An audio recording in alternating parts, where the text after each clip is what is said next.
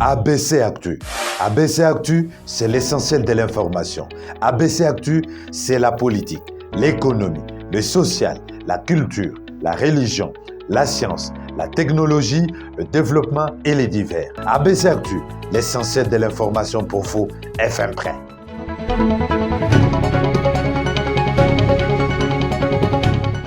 Le 17 août 2023, l'actualité se résume tout de suite avec ABC Actu. Le procès du bras droit et conseiller spécial de Moïse Katumbi Chapwe, Salomon Kalonga Dela, s'est ouvert ce 17 août à la prison militaire de Ndolo. Que s'est-il passé en cette première journée? C'est à suivre dans ce journal. La publication imminente de résultats de l'examen d'État édition 2023. Les listes des lauréats de quelques provinces sont déjà connues. C'est à suivre dans ce journal.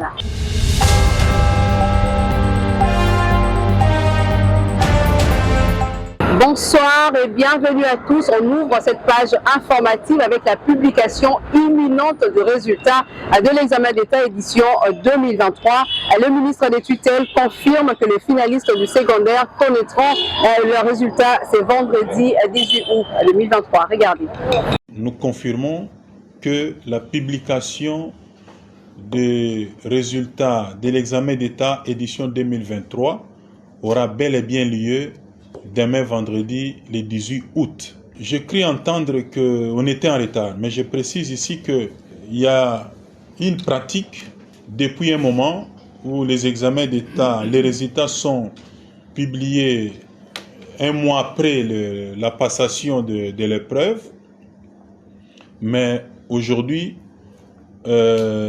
comme ça sera annoncé ou publié demain, même si on n'a pas été comme d'habitude dans les mois, mais nous ne sommes pas en retard. Parce que les retards voudraient dire publier les résultats des examens d'État après la rentrée scolaire et après la rentrée académique. Mais nous ne sommes pas en retard parce que nous allons commencer la publication avant la rentrée scolaire et avant la rentrée académique pour permettre à ceux qui auront réussi de prendre facilement les inscriptions à l'université et ceux qui auront échoué de reprendre les inscriptions. Donc voilà, dès demain, les publications démarrent. Aujourd'hui déjà, les lauréats seront connus. Nous avons 26 provinces administratives, 60 provinces éducationnelles, mais nous allons procéder par groupe de 6 provinces éducationnelles, par 6. Comme ce sont les télécoms qui nous accompagnent, pour ne pas saturer les réseaux, nous commençons par 6 et les lundis encore 6. Après chaque 2 jours, nous allons publier au moins 6 provinces. Mais avant les publications, les lauréats seront toujours connus quelques heures avant.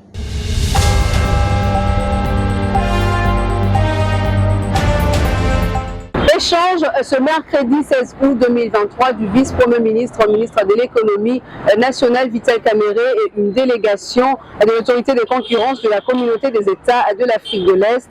Il était question pour cette délégation de faire part de sa mission entamée à Kinshasa. Regardez. Restitution auprès du patron de l'économie nationale.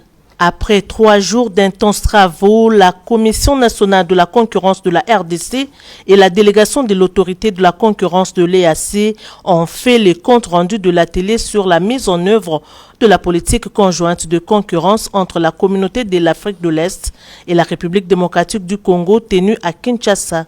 Les participants ont eu des informations nécessaires sur la communauté de l'Afrique de l'Est, sa structure de régulation de la concurrence et la législation sur la concurrence au niveau de l'EAC et de la République démocratique du Congo. Il était donc question, durant les 3 jours des travaux, d'harmoniser les outils et structures en vue d'une intégration de la CONAC à l'EACA.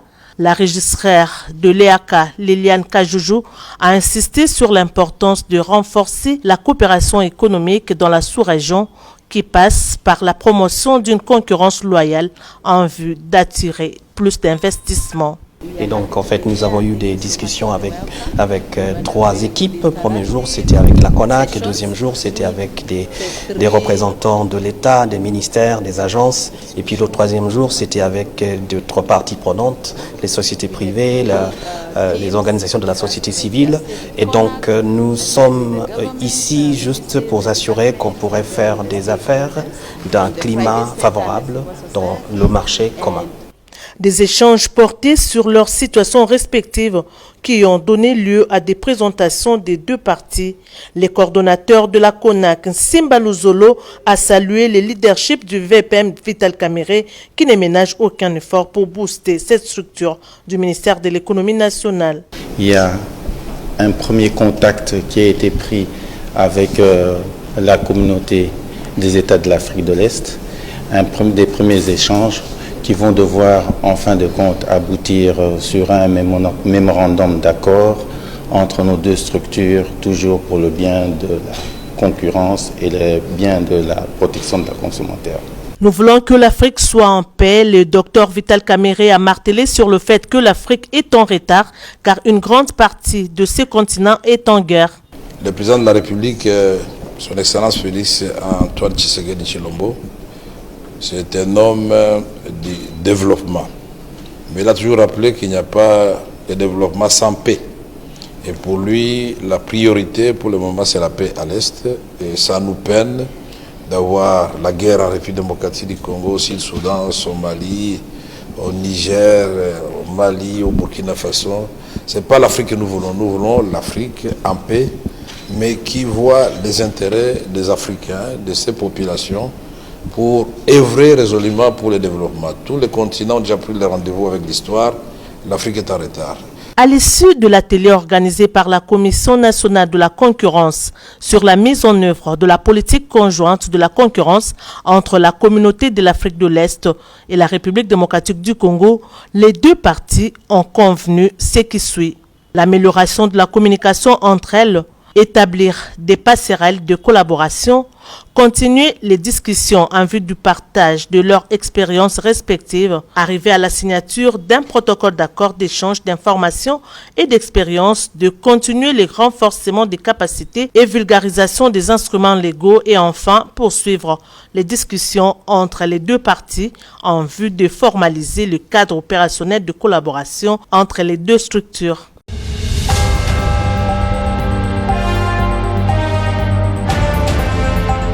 Opération de délivrance de duplicata de cartes d'électeurs par la Commission électorale nationale indépendante. Les animateurs du réseau d'éducation civique au Congo étaient sur le terrain ce 16 août pour sensibiliser toute personne ayant perdu sa carte ou celle qui a vu sa carte détériorée de se rendre à l'antenne de la centrale électorale de sa commune de résidence pour récupérer un duplicata. Retour en image.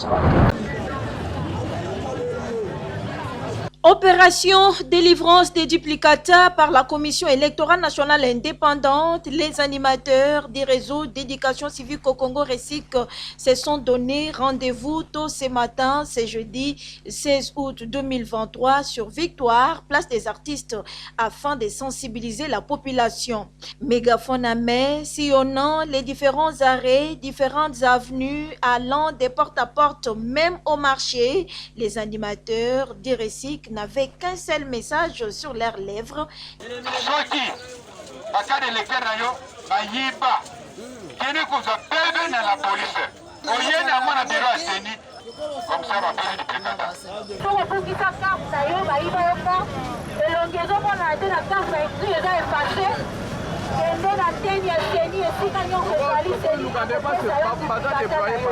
Cette sensibilisation des masses par le RESIC s'intitule « Randonnée pédestre » afin d'atteindre un grand nombre de la population pour les élections de 2023, explique Maître Michel Mvondo, secrétaire exécutif du réseau d'éducation civique au Congo.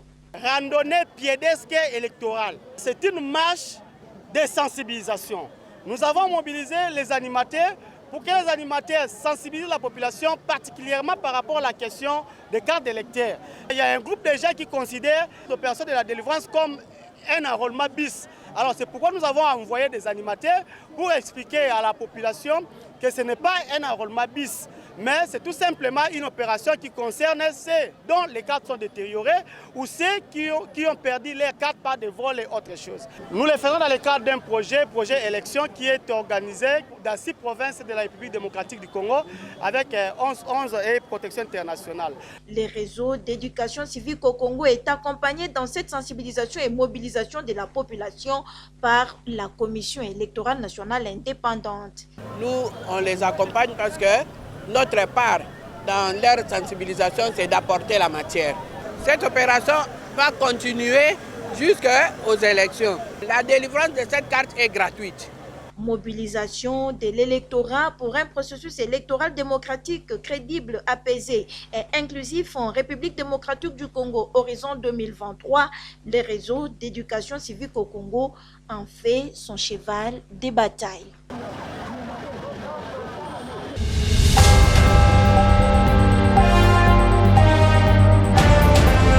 Je l'ai annoncé au sommaire, procès Salomon Kalonda Dela. Ses avocats ont été surpris de nouveaux griefs à charge de leurs clients. Voilà qui justifie la suspension de l'audience qui a été reportée au 18 septembre prochain. Urbain Kabeï et Roski Misenga. Début du procès de Salomon Kalonda, conseiller spécial de Moïse Katumbi Tchapoué, ce jeudi 17 août 2023 à l'auditorat militaire. C'est la prison militaire d'Endolo qui a servi de cadre pour cette première audience suspendue et reportée au 18 septembre 2023. Cela se justifie par le fait que ses avocats ont été surpris des 3 nouveaux griefs portés à charge de leurs clients. La trahison en temps de guerre, incitation d'un militaire à commettre des actes contraires au devoir ou à la discipline et atteinte au secret de la défense nationale pour s'être fait remettre un document secret. Maître Hervé Diakessé, un de ses avocats, sollicite que Salomon Kalonda Ididela soit transféré devant son juge naturel. Cette audience de première comparution qui visait non seulement à identifier notre client et éventuellement des prétendus co-accusés, visait aussi à savoir les faits pour lesquels il a été traîné devant la justice militaire.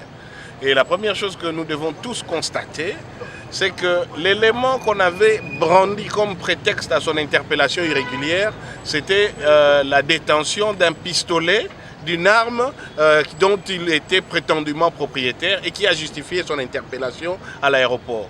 Aujourd'hui, cette accusation n'a même pas été retenue. Donc dès le départ, lorsqu'on a clamé l'innocence de Salomon Kalonda en disant qu'on lui imputait quelque chose qui était faux, Salomon Kalonda n'a jamais détenu un pistolet. Il y a même eu le Premier ministre Matata qui avait revendiqué ces pistolets pour son garde du corps, lesquels étaient même en détention. Nous avions toujours dit que cette accusation était fausse. Elle était un prétexte qui visait en réalité à neutraliser Salomon Kalonda Dela et à profiter derrière une détention illégale, démontrer la fausseté au même titre que l'accusation du pistolet était fausse et aujourd'hui même leurs propres auteurs y ont renoncé. Donc nous sommes très sereins là-dessus. La seule chose à retenir aujourd'hui, c'est que la raison pour laquelle on avait arrêté irrégulièrement et détenu dans les services de renseignement militaire Salomon Kalonda était une fausse raison. C'était un prétexte, c'était une manipulation et ses auteurs n'ont pas eu le courage aujourd'hui de les soutenir devant la justice militaire. Qu'on lui a reproché était faux. On vous l'a dit devant les médias, on a organisé une conférence de presse qu'il détenait un pistolet. Aujourd'hui, vous devrez poser la question à ceux qui vous avaient invité à cette époque, où est l'affaire du fameux pistolet de Salomon Kalonda Dela, puisqu'aujourd'hui devant la justice, alors qu'on l'a arrêté depuis plus de 3 mois, on n'est plus venu soutenir ça. Ça, c'est l'élément important. Comment a-t-on pu interpeller sur les tarmacs de l'aéroport une personne sur base des accusations totalement fausses? On l'a gardé en détention, on lui a privé l'accès à l'avocat. Et après, on l'a mis dans une prison militaire et aujourd'hui, on ne soutient plus la même accusation et on vient avec d'autres accusations. Au moment de l'audience, les membres de son parti Ensemble pour la République étaient en dehors de la prison pour un soutien moral exigeant la libération pure et simple de Salomon Kalonda Ididela. Rappelons que ce dernier a été arrêté brutalement le 30 mai 2023 comme un criminel au bas de l'avion de l'aéroport international d'Indili alors qu'il s'apprêtait pour embarquer à destination de Lubumbashi avec son boss Moïse Katumbi Tchapoué, candidat à la présidentielle du 20 décembre prochain.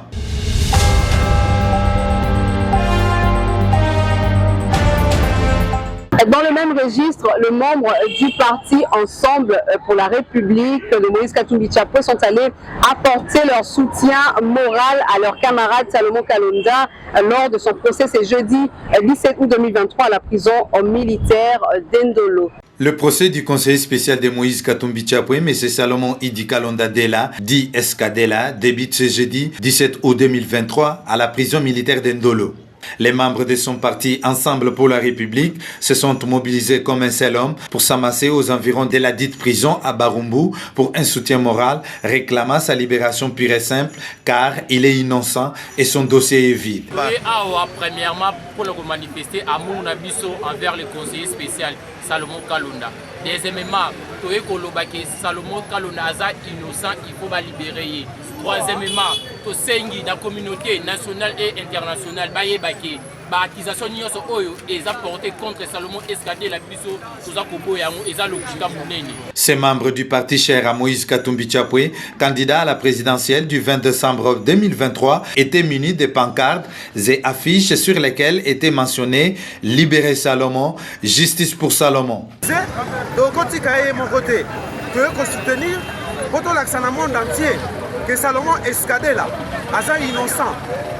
Na makambo surtout au bazolo basilie biso ba membre ya parti ainsi que peuple congolais nyonso to sangani koto pona ko soutenir ye to so déclarer la justice asala musala na e justice asala musala ndenge sengeli oui pona na itumba oyo ezali kotungisa mboka na biso eza lokola liyanzi oyo esengeli kolongola arrestation oyo ezangi tina arrestation oyo ezangi mutuna makolo lelo ezakaka iloko moko ete libérer Salomon Escadela. Affaibli physiquement, Salomon Kalonda Ididela a été arrêté au bas de l'avion à l'aéroport international de Dili alors qu'il s'est dirigé pour Lubumbashi avec son patron. Ce dernier a été jeté en prison sous prétexte qu'il voulait faire un coup d'État.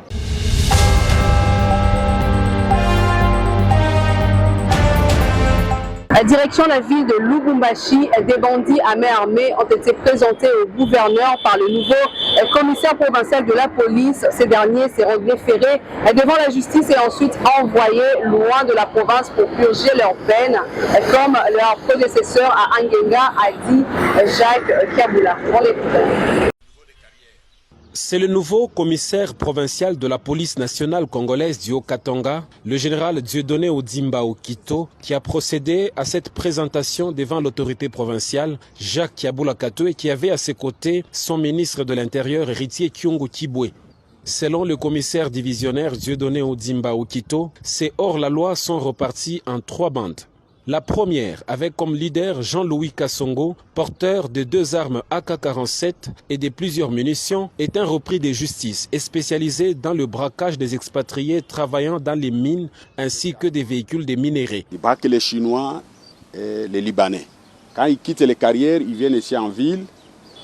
C'est eux qui, pour la plupart des cas, volent des véhicules la nuit dans des résidences. Et souvent, ils ciblent des voitures de luxe. La deuxième bande est composée de pickpockets qui sèment terreur et panique au quartier Luoshi dans la commune annexe. Et la troisième bande est dirigée par Kachelewa Kaozi, vendeur de stupéfiants et chef du rang des casseurs des vitres. Les services de sécurité ont réussi à mettre la main sur eux. En réaction, le gouverneur de province Jacques Kiabula Katoué a remercié la police pour ce travail qui contribue à assurer la sécurité sur toute l'étendue de la province. Nous sommes très contents du travail que vous venez d'abattre dans peu de temps que vous êtes à la tête de cette province. Évidemment, c'est des bandits mais armés avec 2 armes et des munitions. Et nous voulons vous encourager pour que ce travail se fasse et que la population retrouve sa quiétude. Jacques Kiabula Katoué promet par ailleurs d'envisager de nouveau le transfèrement des prisonniers du Haut-Katanga vers d'autres prisons du pays. Donc ils seront déférés devant la justice, mais que nous ayons la possibilité de les envoyer loin de notre province, comme ce fut le cas à un certain moment avec Angenga. Ce coup de filet des services de sécurité intervient près d'une semaine seulement après l'installation du nouveau commandement de la police dans les Haut-Katanga.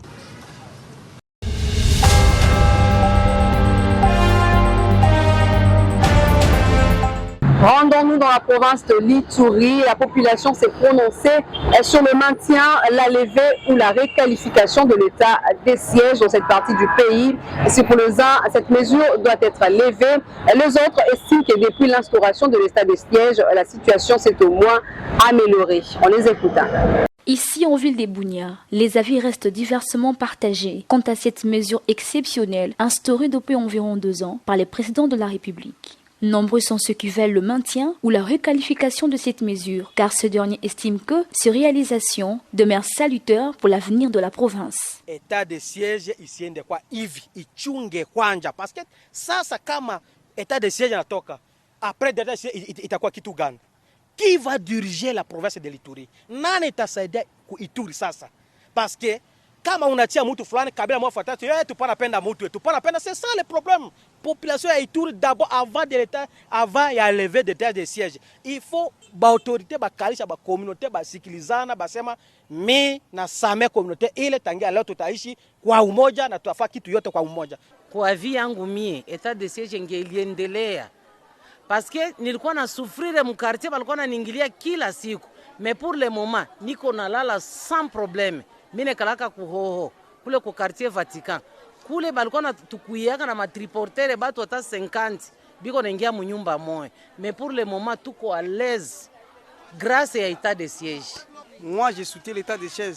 Si aujourd'hui nous sommes calmes, si nous connaissons un calme, c'est grâce à l'état de siège. Moi je soutiens le métier de l'état de siège. Et certains qui soutiennent sa levée voudraient voir les militaires assumer leurs missions régaliennes.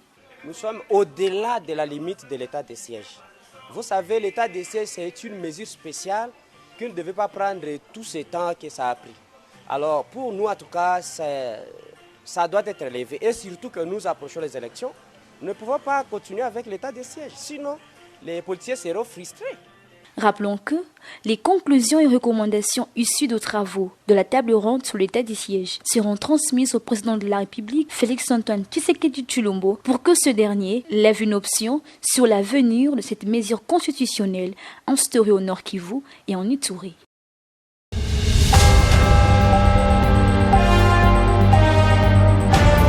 Dans la même province, le gouverneur militaire Johnny Luboya rend coup sur coup le propos tenu contre lui par Corneille Nangaa, l'accusant de trafic d'or en complicité avec les éléments de la Codeco.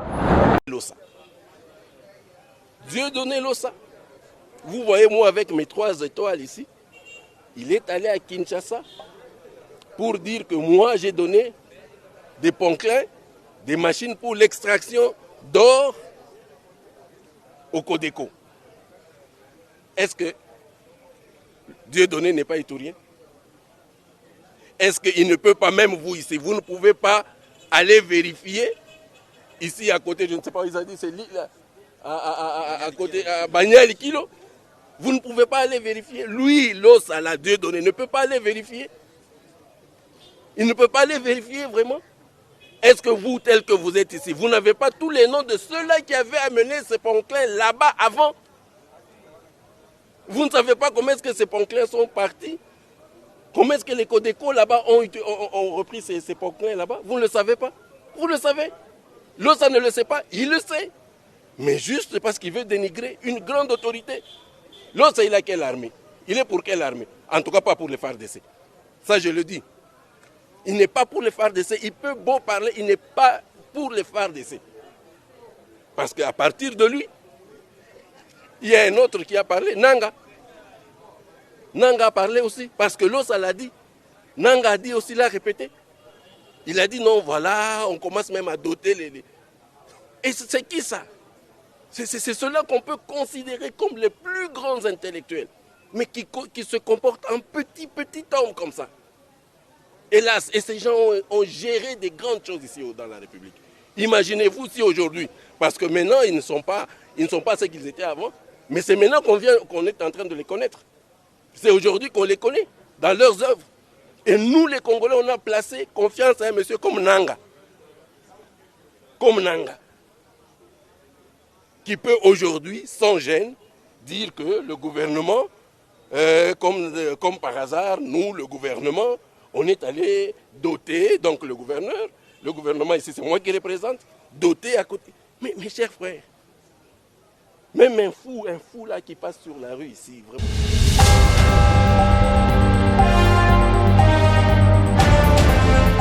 Nous en avons parlé dans nos précédentes éditions, malgré la prise de mesures de l'hôtel de ville de Kinshasa pour éviter les cas d'incendie. Un énième cas s'est produit dans la soirée du mercredi 16 août 2023 au camp Lufungula à Lingwala. Soucié de victimes, la police nationale congolaise a dépêché le commissaire divisionnaire en charge des affaires sociales, Ferdinand Ilunga Luyoyo, pour aller réconforter les victimes de cet incendie. L'incendie déclaré ce mercredi 16 août 2023 aux alentours de 18h au quartier Haïti du Kalfungula dans la commune de Lingwala a ravagé plus de 50 maisons. Comme vous le voyez, il y avait tellement de la promiscuité que les camions ne pouvaient même pas avancer. L'origine de ces grands feux dévastateurs qui a propagé les flammes reste encore inconnue. Nous sommes là au quartier Haïti, au camp Lufungula. Tout est par terre, tout est dans le feu.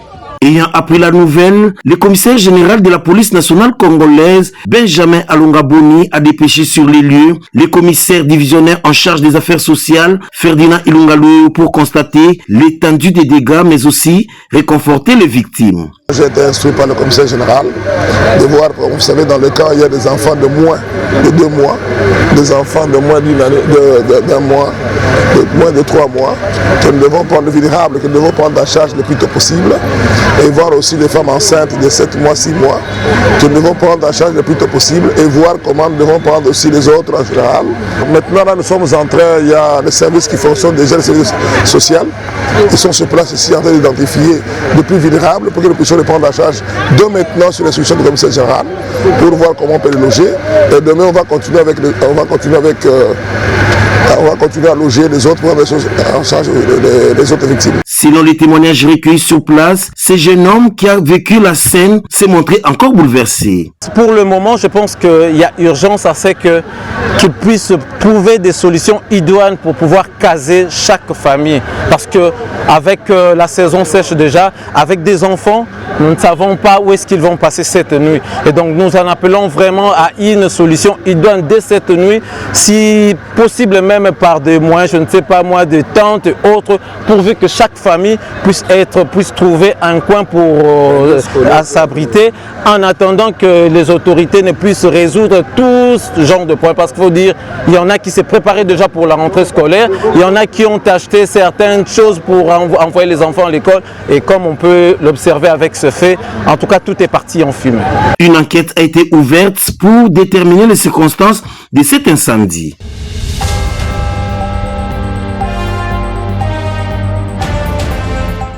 Après 7 mois de fermeture, le stade de Martyrs de la Pentecôte vient d'être homologué par la Confédération africaine de football. Cette enceinte sportive va accueillir le match RDC contre Soudan, comptant pour les éliminatoires de la CAN 2023, mais aussi le match des éliminatoires de la prochaine Coupe du Monde, et ce, des coups interclubs de la CAF. Retour en image.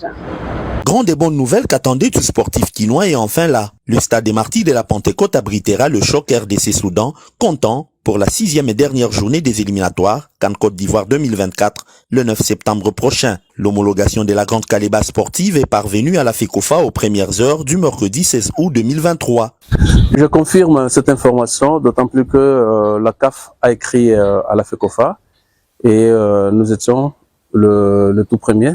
Très tôt matin déjà, on était informé de la situation, mais on ne voulait pas propager ça, d'autant plus que nous n'avons pas dit officiellement à son Excellence Monsieur le Ministre des Sports. Homologation certes, avec cependant certaines recommandations formulées par l'instance fêtière du football continental. Raison de la énième descente du ministre des Sports et Loisirs François-Claude Kaboulou-Mona-Kaboulou dans cet antre aux côtés du CONOR et des entrepreneurs commis aux travaux de réhabilitation. La CAF, vous savez, une décision de la CAF sort toujours de conditionnalités. Ils nous ont donné 4 conditionnalités. Ils ont rajouté dessous. Et donc, nous devons nous employer pour minimiser davantage le cadre de conditionnalité. Requinqué à 80%, le stade des Martyrs devra pour son finissage assainir sa cour extérieure, libérer les voies d'accès, notamment celles des entrées de l'avenue Triomphale et Wangata, installer les portes tourniquets pour faciliter le contrôle d'accès au public, faire les graphismes des salles antidopage, mais également aménager la salle commise aux premiers soins. Ces coups de poker est la conséquence d'efforts consentis par le chef de l'État, Félix-Antoine Tshisekedi Tshilombo, premier sportif du pays, du premier ministre Jean-Michel Samaloukonde et une volonté traduite par la touche de François-Claude Kaboulou-Mona Kaboulou qui, à son arrivée, s'était lancé comme défi de remettre ces stades, symbole du football congolais, aux standards internationaux.